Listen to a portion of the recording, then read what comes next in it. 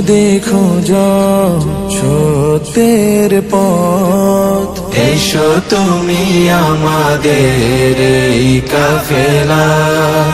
সঠিক আলোর দিশা যদি পেতে চাও, এসো তুমি কোরআনের এই আঙিনা। আমি চাই তুমি থাকো আমাদের সাথে, আমি চাই তোমাকে জান্নাতে নিতে।